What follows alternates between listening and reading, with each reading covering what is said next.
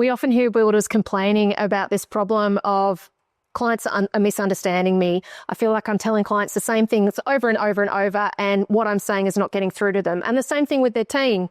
They feel like they're communicating all of these things all of the time, and yet mistakes still keep getting made. People aren't understanding them, and they're creating a whole heap of problems in their business. Again, as tradies and builders, we're not taught to be teachers, and not a lot of the time communication is not something that's spoken about. We just think that we talk, we listen, and life goes on. But reality is communication is extremely important. And I know, again, back from my own personal experience, a lot of the issues that I was having in my own building business and my life was simply because I wasn't communicating clearly. I wasn't documenting things correctly after I'd communicated things, but I was explaining things in ways that I understood, and I wasn't giving my team the time or the energy to let me know if they didn't understand. It was all just go, go, go, because we had to get the next draw done. We had to get money in the bank. We had to get the job done. We had to keep the client happy. And all that did was build tension, build a lot of stress, a lot of anxiety, not just for myself, but my entire team. And then obviously once that's happening, it flows onto the client. And before you know it, you're in a situation where every time you're on site, it feels uncomfortable. You don't want to be there. You get knots in your stomach every time you got to drive to a site because you're thinking about what's possibly wrong, or what's the team going to be whinging about today? What's the client going to be whinging about today? Communication is the key to solving these types of feelings and problems. Yeah, it's so true. And I know from the work that we do with members, once we actually teach them how to start templating their communication, how to start thinking about their communication more productively, the challenge is that oftentimes you're working with clients who've never had any experience of this process. You, as the authority and the experienced expert in doing this every day of every week of every year, you can make a heck of a lot of assumptions about what a client might understand. You can also do that with your team as well and assume that they're going to know what you're talking about.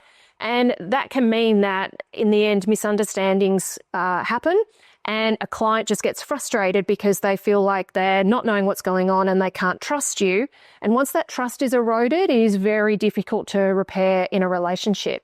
So instead, when you start working with templates and tools and you consistently deliver information in a similar way to a client, you iron out those assumptions, you answer their questions in a way that makes sense to them, you're always checking in to ensure that you're on the same page, it sets up so much more success in a project and it enables everything to go much more smoothly.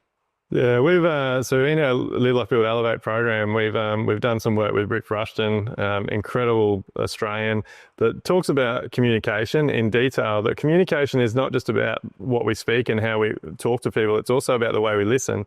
And again, as builders, we just tend to be so busy that we're already thinking about what we're going to tell the person, whether it's a team member, whether it's a client, whether it's a designer, before we've even let them stop speaking.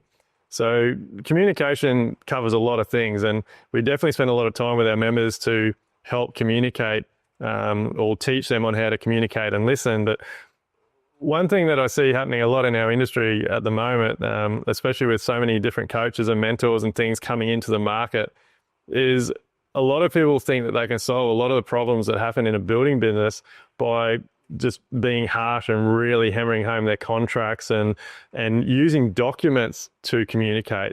And I know from my own experience and the experience that we've heard from our members, that's a really bad way to be running your business. And you really need to be learning how to communicate better, set clearer expectations, listen to the people, listen to your team, listen to your clients, listen to everybody around you, probably in your relationships as well.